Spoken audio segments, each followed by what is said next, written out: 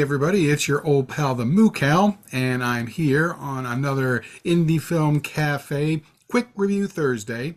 And today, I just kind of was looking for some movie to sort of enjoy and to review, and I just happened to grab a movie called Widow's Point, and from 2019.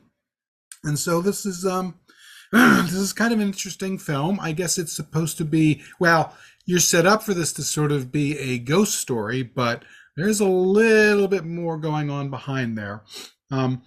So I just want to say that this was written and directed by Greg Lamberson, and I believe it comes from a best-selling novel. Excuse me, I don't recall who wrote the novel, but it's probably in there someplace. Maybe not. But anyway, yeah, it comes from a novel, and it stars Craig Schaefer, which I don't know whether you guys remember, but I remember Craig Schaefer from way back in the day, from Voyage of the Rock Alien, and God, what was that? What was that movie with where they were in? God, I can't remember anything anymore. It was the one that where they were in Midian, the cemetery, and they were doing all kinds of it was weird stuff like that. But let's see, Nightbreed. Ugh, I don't know how I could forget that. Yeah, he was in Nightbreed, which is a movie I didn't think was very good. This movie was better than Nightbreed. But basically, what's going on is you've got this guy, Thomas Livingston, who's Craig Schaefer's playing, and he's kind of like the Stephen King guy. So he's like a writer, and he does horror books and stuff like that. And he decides that he's just had a divorce and he needs some moolah. So what he's going to do is he's going to stay in this supposedly haunted lighthouse called at a widow's point, and it's got this all kinds of a background, and he sort of goes into what happens. Somebody actually died there, committed suicide. There was a murder there, actually a pretty grisly murder.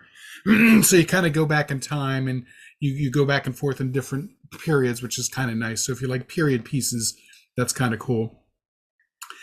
And then you get wrapped up into this because he ends up going there with, he calls his publicist and lets him know, and then his publicist sends Rosa, who is, I guess, his assistant, to help and to make sure that he gets recorded, because he's going to go there and he's going to go and stay for 48 hours, and they're going to record it. He's going to be locked in.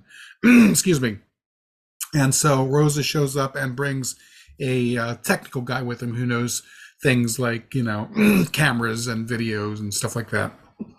It's a little weird because initially when he shows up, the guy says, yeah, you're not allowed to go into the lighthouse.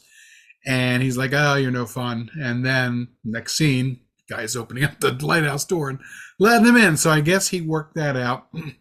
And he brings himself a cooler full of food with ice and water and stuff like that. And he's determined to do his research and stay there. And it's going to be like a publicity stunt that he can use to further the book along. And unfortunately, as you might expect, nothing happens like he was hoping for. And there are definitely some haunts going on, but like I said, there's a little bit more behind the surface, and it takes a while because at first you're sort of set up to believe that it's going to be a standard ghost story, and it kind of goes along standard ghost story lines, especially the way that it's been done before. And it's hard to do a modern ghost story anymore. The Shining by Stanley Kubrick pretty much blew most ghost movies out of the water. There's not a whole lot you can do. So there's usually typical jump scares and excuse me, stuff where, like, the audience can see people running back and forth, but the character doesn't see it, so it's supposed to be creepy for us, but it's not creepy for them. That kind of stuff. And just about every ghost movie kind of plays into those tropes. And so this movie's no different. What happens is there's all this stuff going on, and there's a bunch of ghosts, and the further the movie goes on, the deeper the quagmire it turns out this guy has gotten himself into. And the ghosts are like nuts. They're not like the old fashioned ghosts where all they had to do was kind of show up and be spooky because they're dead and they're not supposed to be there. These are ghosts that actually do shit. They scare you, they move things around, and after a while, they start to physically alter reality. This is always a problem that I have with a lot of modern ghost movies because it's not enough to just kind of be dead and be back again. It's now they have to scare you, now they have to influence you, now they have to murder you. So, and then they have like superpowers. It's like, oh, well, we can change reality at our will. It's like, wow, all I had to do was to die to get superpowers. you know, so typically I that annoys me in most ghost movies, but in this instance, there is a reason why all this is happening and why, and I'm assuming why these particular ghosts have the particular powers that they have. And I guess I may as well go ahead and spoil it. It turns out that the lighthouse is actually a sort of a battery where it's collecting the dead souls so that this horrible otherworldly octopus god can, I guess, get enough energy to either go back to where he's come from or coming.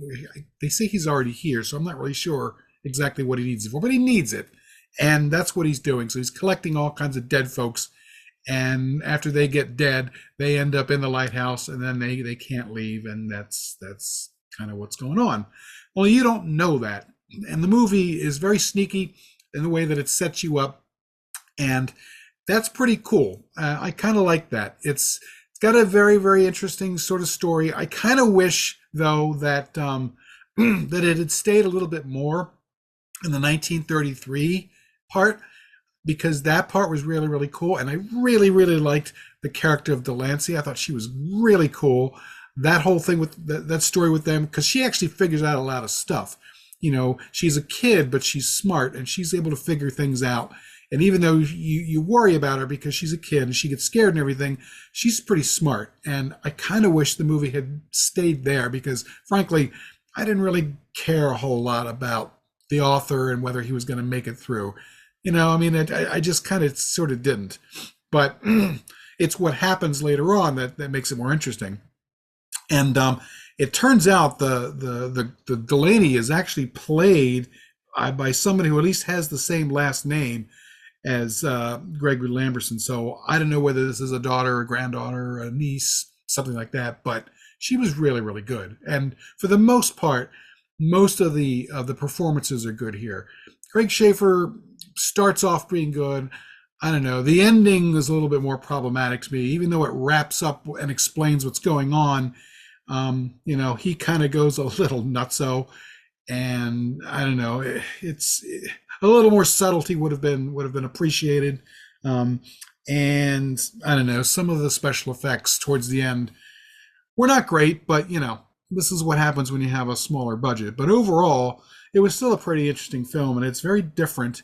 And I want to say almost refreshingly different because you can't really get a whole lot of different haunted house movies. And, you know, first of all, this is a haunted lighthouse. So already you're doing something interesting and different. And I liked going back and forth in time. Like you see one of the murders, it happens back in, I guess, 1833. And then, no, 1933. And then there was another incident that happens before that. And there's I think in the 80s, I think it was, they had an actress there because somebody was filming on that particular lighthouse and using it as a set to make a movie, and one of the actresses gets her mind taken over by the octopus thingy, and she ends up killing herself. And you know, so there's lots of grisly stuff going on, and so it's not really a spooky, scary kind of a ghost story. There's really nothing going on for that, but it is weird and eerie, and it kind of goes in a very different direction. So I don't know. I thought it was okay overall, and I think if you see it out there, I think you should do yourself a favor and go ahead and grab it. It says that their ghosts are waiting here, and they certainly are. So go check it out.